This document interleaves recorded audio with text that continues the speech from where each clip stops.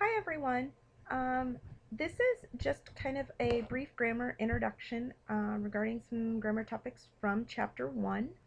The purpose of these is to introduce a grammar or discuss a grammar topic when we don't have the web chats during the week.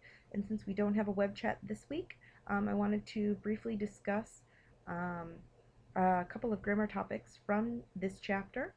The best thing that you can do when you are watching these um, videos is to rewatch it, watch it as many times as you need to, take notes, and then if you have questions, I give you the opportunity to via email, or there are some other things that you can do to help make sure you understand the topic at hand.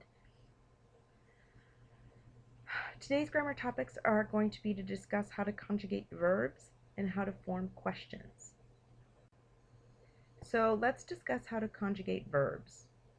With respect to conjugating verbs, these are just some simple instructions to help you easily conjugate verbs in Spanish.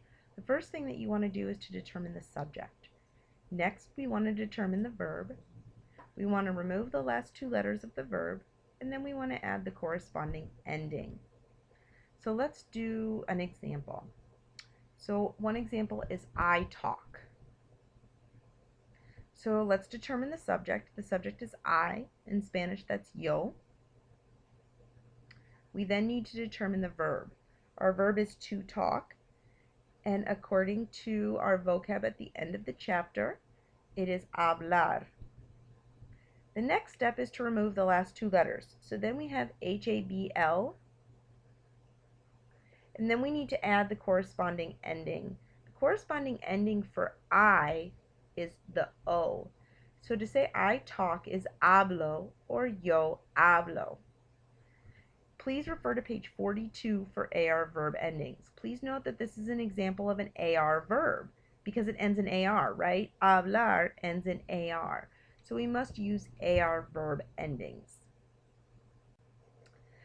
To form questions, we have different components of a question. We have question words, verbs, subjects, and then any additional information.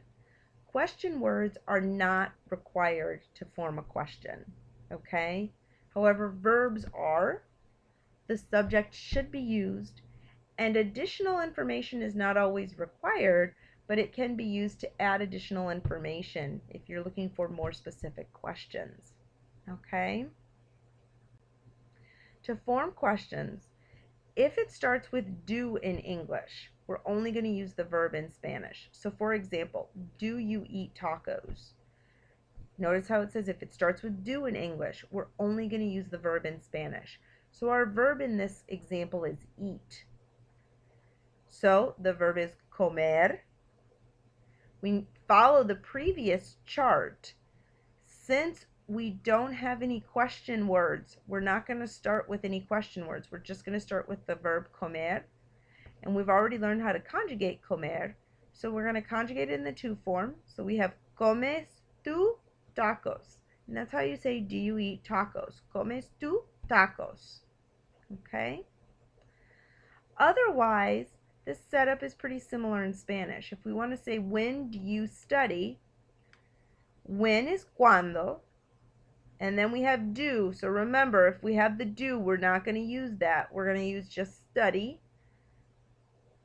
And study is estudiar. We need to conjugate.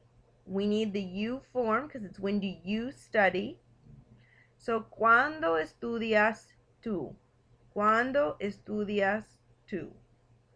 Okay? If you have questions, you should do the following. You can email me. You can sign up for a tutor. The info is on D2L announcements. Please remember that you do get extra credit for tutoring. You can watch tutorials on My Spanish Lab. You can also use Google.